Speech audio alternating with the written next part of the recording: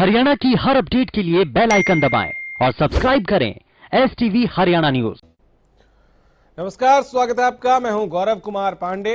हरियाणा की तमाम खबरों को जानने के लिए नजर डालते हैं फटाफट हरियाणा पर।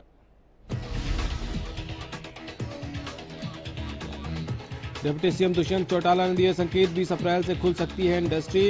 मॉनिटरिंग के लिए SDM लेवल पर बनेगी कमेटी।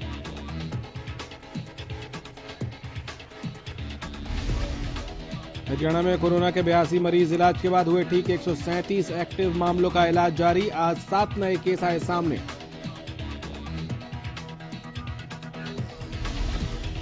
कृषि मंत्री JP दलाल ने पटौदी अनाज मंडी में लिया सरसों की खरीद का जायजा। बोले अभी 2 शिफ्ट में 50-50 किसानों के फसल की हो रही खरीद, जरूरत पड़ने पर बढ़ाया जा सकता है दायरा। कृषि मंत्री ने झज्जर की अनाज मंडी में भी फसल खरीद का लिया जायजा। मंत्री के सामने आढ़तियों ने रखी अपनी बात, साथ ही किसानों की भी परेशानियां मंत्री ने सुनी।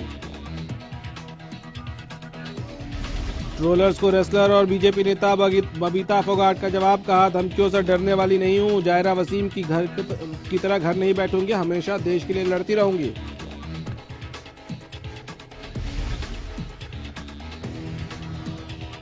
पंचकुला में दूसरे दिन कोरोना का तीसरा पॉजिटिव केस आया सामने। पंचकुला में अब तक 17 केस की हुई पुष्टि। हरियाणा बीजेपी प्रदेश अध्यक्ष सुभाष बराला ने युवा मोर्चा और महिला मोर्चा पदाधिकारियों के साथ वीडियो कॉन्फ्रेंसिंग के माध्यम से बैठक।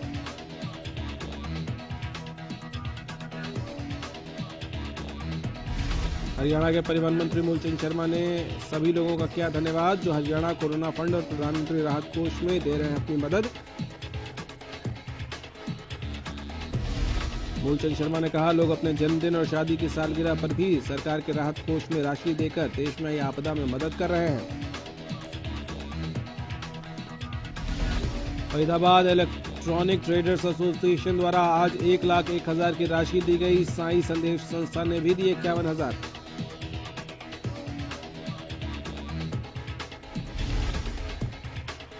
सिरसा जिला कोरोना संक्रमण मुक्त हो गया है। जमातियों के संपर्क में रही गांव रोड़ी की महिला पूरी तरह से स्वस्थ हो गई।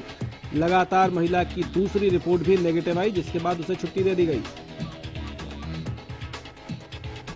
स्वास्थ्य विभाग द्वारा महिला की काउंसलिंग की गई, इसके बाद उसे 14 दिनों के लिए घर में क्वारंटाइन कर दिया गया है।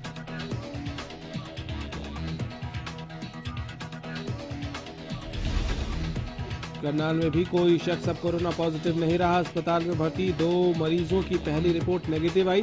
रिपोर्ट नेगेटिव आने के बाद इनको भी डिस्चार्ज कर दिया जाएगा। बीजेपी संगठन महामंत्री सुरेश भट्ट भी बैठक में हुए शामिल। इस दौरान सुभाष बराला ने लॉकडाउन में संगठन की भूमिका और जन सेवा के लिए किए गए कामों पर चर्चा की। बादली के अनाज मंडी में श्रमिकों ने सुविधाएं नहीं मिलने पर अधिकारियों के खिलाफ रोष व्यक्त किया। श्रमिकों का आरोप है कि उन्हें समय पर खाने का सामान नहीं दिया जा रहा, काम का भी कोई निश्चित समय नहीं है।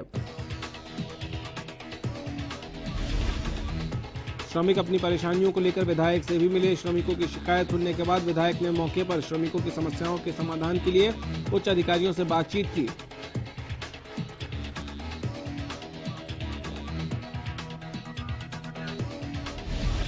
फरीदाबाद पुलिस ने लॉकडाउन पर नजर रखने के लिए एक ऐसा ड्रोन तैयार किया है जो घरों से बाहर निकलने वाले लोगों को चेतावनी देगा, साथ ही उन लोगों की वीडियोग्राफी भी करेगा। इस ड्रोन को खास तौर से रात के समय में इस्तेमाल करने के लिए बनाया गया है। ड्रोन का इस्तेमाल containment area, slum area, sector और भीड़भाड़ वाली जगहों पर किया जाएगा।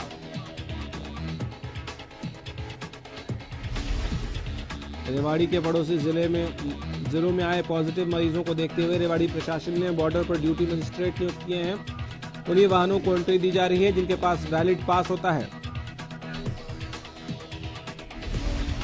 साथ ही जिले में प्रवेश करने वाले व्यक्तियों का रिकॉर्ड मेंटेन किया जा रहा है। रेवाड़ी जिले में अभी तक कोई केस नहीं है कोरोना पॉजिटिव का।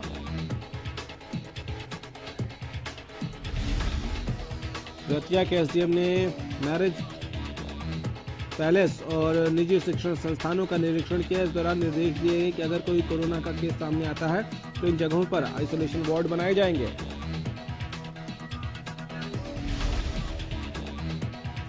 फतेहाबाद में लॉकडाउन का उल्लंघन कर सड़कों पर निकलने वालों का पुलिस चालान कर रही है। पुलिस अभी तक 1838 वाहनों के चालान कर चुकी है। साथ ही 382 वाहनों को इंपाउंड भी किया गया है।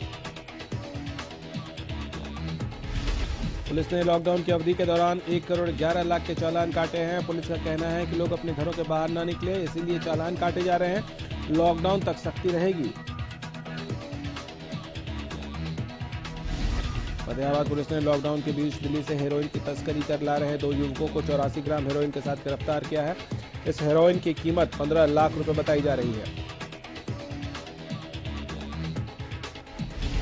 कैथल में लॉकडाउन का पालन करवाने के लिए पुलिस ने सख्ती की है। पुलिस ने दुकानदारों को सोशल डिस्टेंसिंग को फॉलो करने के लिए कहा है। सोशल डिस्टेंसिंग का पालन न करने वाले 10 दुकानदारों को नोटिस भी दिया गया है।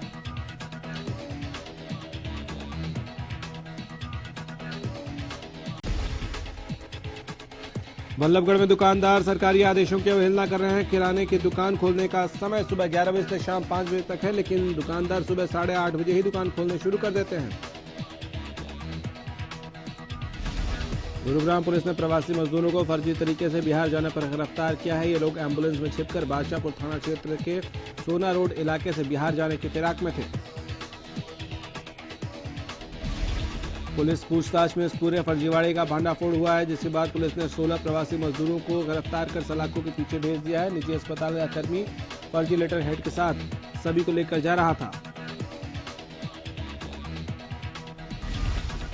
हरियाणा के मंडियों में 20 तारीख से शुरू होने वाले गेहूं की सरकारी खरीद से पहले गोहाना के एसडीएम ने अनाज मंडी पहुंचकर मंडी के अधिकारियों और आढ़तियों के साथ मीटिंग की। एसडीएम ने आदेश दिया कि मंडी में गेहूं लेकर आने वाले किसानों के लिए सोशल डिस्टेंसिंग बनाए रखने के उचित प्रबंध किए जाए। गेहूं की खरीद के लिए 18 खरीद परचेज सेंटर बनाए गए हैं।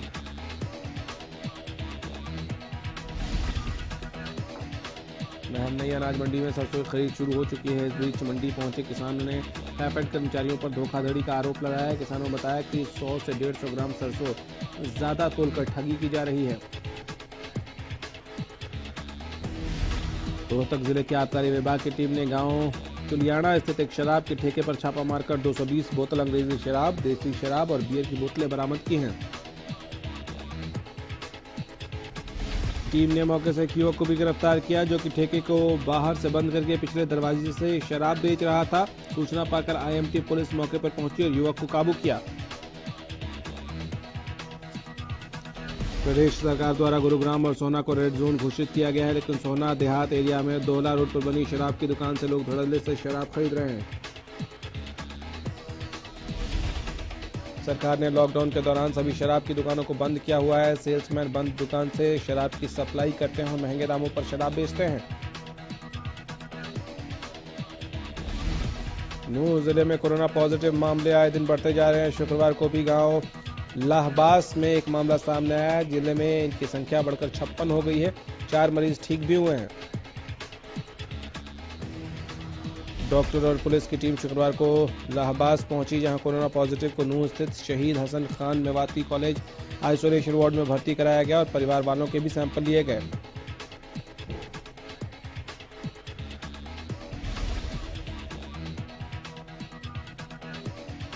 कर्मचारियों पर लॉकडाउन की मार। लॉकडाउन लगने की वजह से कर्मचारियों को इसका खामियाजा उठाना पड़ रहा है। नूंह अलवर रोड पर 2 महिला और 1 पुरुष पैदल ही बड़कली की ओर जाते हुए मिले। तीनों कर्मचारी अस्पताल में स्वीपर का काम करते हैं, जो अपने परिवार के पालन के लिए रोज करीब 50 किलोमीटर पैदल सफर तय करते हैं।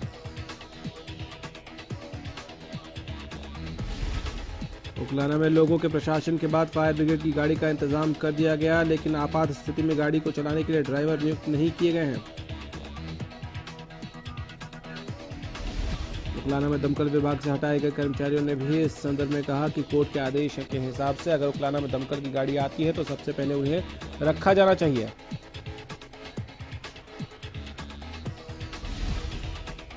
करनाल के निजी अस्पतालों में जनता के लिए ओपीडी सुविधा को फिर से शुरू किया गया है। उपायुक्त के साथ बैठक के बाद यह फैसला लिया गया। ओपीडी शुरू करने के साथ ही सोशल डिस्टेंसिंग बनाए रखने के निर्देश दिए गए।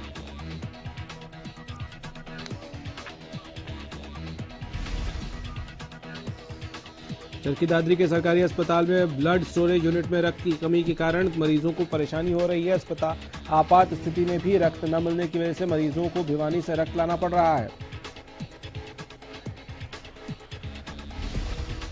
लॉकडाउन के दौरान बिना मूवमेंट पास के शहर से बाहर निकलना किसी चुनौती से कम नहीं है, जिसके चलते मरीजों और उनके परिजनों को काफी दिक्कतों का सामना करना पड़ रहा है। साइबर सिटी गुरुग्राम के सेक्टर 9 में युवक की गोलियों से भूनकर हत्या कर दी गई। फिरोज गांधी कॉलोनी में रही युवक रहता था। परिजनों ने दोस्तों पर ही हत्या का आरोप लगाया है। युवक ठीकरी पहरे पर बैठा था, तभी युवक के कुछ दोस्त वहां पहुंचे और उसे बाइक पर बिठाकर ले गए। इसके बाद परिवार को युवक की हत्या की सूचना मिली। सूचना के बाद परिवार सकते में है। गोहाना के भंडेरी गांव में खेत गए एक किसान की करंट लगने से मौत हो गई। मृतक की पहचान राजेश के रूप में हुई है, जो भंडेरी गांव का ही रहने वाला था। पलवल के गांव नांगल ब्राह्मण में किसान मशरूम की खेती कर रहा है। मशरूम की खेती सर्दी के मौसम में की जाती है, लेकिन इस किसान ने अपने खेतों में यूनिट तैयार कर गर्मी के मौसम में भी मशरूम का उत्पादन शुरू किया है। पलवल में नेशनल हाईवे नंबर 19 स्थित सहकारी चीनी मिल में भीषण आग लग गई। मशक्कत के बाद आग पर काबू पाया गया। हादसे में हुए नुकसान का अभी अनुमान नहीं लगाया गया है। बताया जा रहा है कि शॉर्ट सर्किट की वजह से आग लगी।